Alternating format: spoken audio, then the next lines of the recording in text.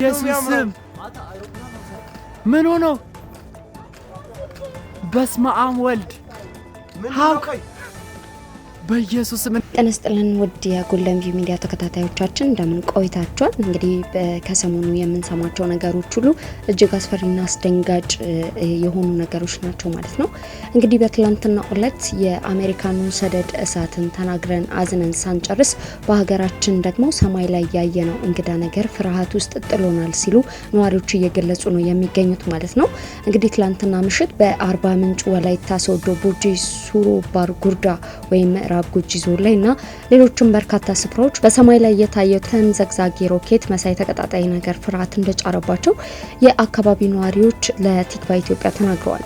ነዋሪዎቹ ምሽት 2 ሰዓት ገደማ ሮኬት መሳይ ተቀጣጣይ ብርሃናማ ነገር በሰማይ ቅርብ ርቀት ወደ ደቡብ አቅጣጫ መጓዙን አስተውለናል ብለዋል።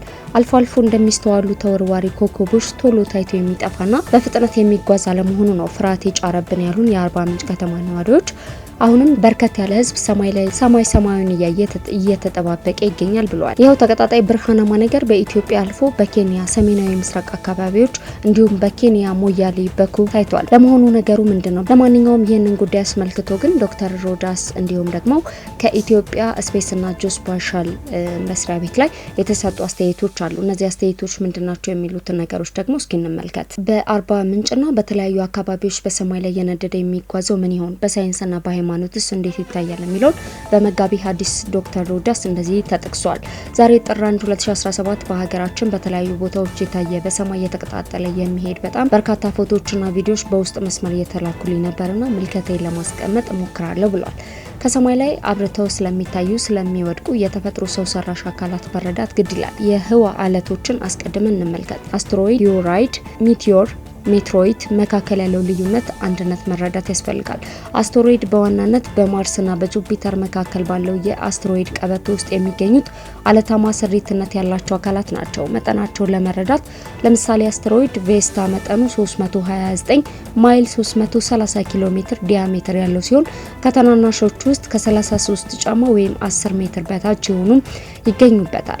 የሁሉም አስትሮይድ አጠቃላይ ክብደት ግን ከምድር ጨረቃ ያነሰ ነው። በዚሁ አጋጣሚ በኢትዮጵያ አቆጣጠር አርብ ሚያዝያ 5 2021 ዓ.ም ወይም እንደ ጎርጎሮሲያኑ አቆጣጠር ኤፕሪል 13 2029 አፖፊስ የተባለው አስትሮይድ ከምድር በላይ 30600 ኪሎ ሜትር ወይም 19000 ማይል ርቀት ላይ የሚያልፍ ሲሆን ቢሊዮኖች በአይናቸው ያዩታል። መሬትን የመምታት እድሉ 2.7% ብቻ ነው። አንድሮሜዳ ክፍል 2 ገጽ 388 እስከ 394 ይህንን ጽሁፍ አስፍሮ ይገኛል። ሜትሮራይዶች በህዋ ያሉ ትናንሽ አለቶች ሲሆኑ መጠናቸው ከአሸዋ ቅንጣት እስከ 1 ሜትር አካባቢ ይደርሳሉ። አንዳንድ ሜትሮራይድ አለቶች ሲሆኑ ሌሎቹ ደግሞ ብረታ ብረት ወይም የድንጋይና የብረት ውህዶች ናቸው። ሜትሮራይድ ብዙ ጊዜ ከአስትሮይድ ወይም ከኮሜት ወይም ከሌሎች ፕላኔቶች ጭምር የሚመጡ ናቸው። በአጠቃላይ ሜትሮራይድ ስንል ገና በህዋ ላይ ያሉትን ነው። ሜቲየር ከላይ እንዳየነው ሜትሮራይድ ወደ ምድር ከባቢ አየር ወይም ወደ ሌላ ፕላኔት በከፍተኛ ፍጥነት ሲገቡና ሲቃጠሉ ሜቲየር ይባላሉ። በሌላ አጠራር ተወርዋሪ ኮከቦች ብለን የምንጠራቸው ሲሆን ጊዜ ሜቲየሮች ከቬኑስ የበለጠ ብሩህ ሆኖ ሊታዩ ይችላሉ። ያን ጊዜ የእሳት ኳሶች ተብለው ይጠራሉ። ብዙ ተወርዋሪ ከዋክብት በአንድ ላይ በሰዓታት ሲታዩ ሜቲየር ሻወር በመባል ይታወቃሉ። ሜትሮይድ ሳይቃጠል የምድርን ከባቢ አየር አልፎ በምድር ላይ የሚያርፍ የሜትሮይድ ቁራጭ መጠሪያ ነው። በሰዓት በ10 ሺዎች የሚቆጠሩ ኪሎ ሜትሮችን በመጓዝ በኃይለኛ ግፊት ወድቆ ሲበታተን ብሩህ ነበልባል ይመስላል። ሜትሮይድስ በ3 ዋና አይነቶች ይከፈላሉ። ድንጋያማ ሜትሮይድስ በዋነኝነት ከሲሊኬት ማዕድናት የተውጣጡ ናቸው። የብረት ሜትሮይድስ በአብዛኛው ከብረት ኒኬል ውህዶች የተውጣጡ ናቸው። ድንጋያማ ብረት ሜትሮይድስ በግምት እኩል መጠን ያላቸው የሲሊኬት ማዕድናት እና ብረት ኒኬል ይዘዋል። ሜትሮይዶች ሲታዩ የምድር ሀለቶችን ሊመስሉ ይችላሉ። ነገር ግን አብዛኛውን ጊዜ የሚያብረቀርቅ ሊመስል የሚችል የተቃጠለ ውጫዊ ክፍል አላቸው። ይኸውም በከባቢ አየር ውስጥ በሚያልፉበት ጊዜ የሜትሮይድ ውጫዊ ገጽታ ሲቀልጥ ቀልጥ የሚፈጠር ነው። በምድር ላይ ከ50 ሺህ በላይ ሜትሮይድስ ተገኝተዋል። ከዚህ ውስጥ 99.8 የሚሆኑት ከአስትሮይድ የሚመጡ ናቸው። በየቀኑ 48.5 ቶን የሜትሮይድስ ቁስ አካል ወደ ምድር ይወድቃል። ይህም በአመት 17000 ሜትሮይድስ እንደማለት ነው። አብዛኛው ግን በከባቢ አየር ውስጥ ተኖ ተወርዋሪ ኮከብ ይሆናል። በቅርብ የተከሰቱት አደገኛ ከሚባሉት የሜትሮይድስ ክስተቶች ውስጥ ሁለቱን በማንሳት ጽሁፍ ልቋጭ ይላል። በዘመናዊ ታሪክ ውስጥ አንድ ትልቅ ሜትሮይድ ወደ ምድር ከባቢ አየር ውስጥ የገባው እንደ አውሮፓውያን አቆጣጠር በ1908 ሲሆን የቱንጉስካ ክስተት በመባል ይታወቃል። ይህ ሜቴዎር በሩሲያ በሳይቤሪያ ላይ የተከሰተ ሲሆን ምድሩን ሳይመታ በፊት በአየር ላይ ጥቂት ማይል ርቀት ላይ ፈነዳ። የፍንዳታው ኃይል በመቶዎች የሚቆጠሩ ማይሎች ስፋት ባለው ክልል ውስጥ ዛፎችን ለማውደም የሚያስችል ኃይለኛ ነበር። ሜቴዎሩ 120 ጫማ ወይም 37 ሜትር ስፋት ያለውና 220 ሚሊዮን ፓውንድ ወይም 100 ሚሊዮን ኪሎግራም ይመዝን ነበር። በአካባቢው በመቶዎች የሚቆጠሩ አጋዘኖች ሲሞቱ፣ ነገር ግን ማንም ሰው በፍንዳታው መሞቱን የሚያሳይ ቀጥተኛ መረጃ የለም። ሁለተኛው እንደ አውሮፓውያን አቆጣጠር በ2013 በቼሊያቢንስክ ሩሲያ ሰማይ ላይ ቤትን የሚያህል ሜትሮይድ በሰከንድ ከ11 ማይል ወይም 18 ኪሎ ሜትር በላይ ወደ ከባቢ አየር በመግባት ከመሬት በላይ 17 ማይል ወይም 23 ኪሎ ሜትር ላይ ፈነዳ። ፍንዳታው ወደ 440 ሺህ ቶን የሚገመተውን የቲኤንቲ ኃይል በመልቀቁ ከ200 ስኩዌር ማይል ወይም 518 ስኩዌር ኪሎ ሜትር በላይ መስኮቶችን የሰባበረና ህንፃዎችን ያበላሸ አስደንጋጭ ሁኔታን ፈጠረ። በፍንዳታው ይልቅኑ በመስታወት ስብርባሪ ከ1600 በላይ ሰዎች ቆስለዋል። ሌላው በሰማይ እየተቃጠሉ ሲሄዱ ሊታዩ የሚችሉት ሰው ሰራሽ ነገሮች ካሁን በኋላ የማይሰሩ በጠፈር ውስጥ ያሉ ሰው ሰራሽ ነገሮች ወይም ስፔስ ዴብሪስ፣ ስፔስ ጃንክ፣ ኦርቢታል ዴብሪስ በመባል ይታወቃሉ። ለምሳሌ የድሮ ሳተላይቶች፣ የሮኬት ክፍልፋዮች፣ የፈነዱ ወይም የተጋጩ ተሽከርካሪዎች ወይም የተቆራረጡ ቁርጥራጮች ይገኙበታል። ከጠፈር ተልእኮ በኋላ የተጣሉ ቁሶች ናቸው። በግምት ከ10 ሴንቲሜትር በላይ ከ36500 በላይ ቁሶች ሲኖሩ ከ1 ሜትር እስከ 10 ሴንቲሜትር በላይ 1 ሚሊዮን ቁርጥራጮችና ከ1130 ሚሊዮን የሚጠጉ ትናንሽ ቁርጥራጮች ይገኙበታል። ሊያመጡ የሚችሉት አደጋዎች ደግሞ የሚሰሩ ሳተላይቶችን ዓለም አቀፍ የጠፈር ጣቢያ ወይም አይኤስኤስ ወይም የጠፈር መንኮራኩሮችን በመግጨት ሊጎዱ ይችላሉ። አንዳንድ ቁርጥራጮች ወደ ምድር ከባቢ አየር ውስጥ ከገቡ መሬት ላይ አደጋ ሊፈጥሩ ይችላሉ። ለምሳሌ ሰኞ ታህሳስ 21 2017 ዓ.ም ዲሴምበር 30 ወይም 2024 በኬንያ ሙኩኩ መንደር ውስጥ ከሮኬት የመለያያ ቀለበት በመባል የሚታወቅ አንድ ትልቅ ብረታማ ነገር የተከሰከሰ ሲሆን ቀለበቱ በግምት 2.5 ሜትር ዲያሜትር እና 500 ኪሎ ግራም ይመዝናል። እንደ እድል ሆኖ ግን ምንም ጉዳት አላደረሰም ነበር።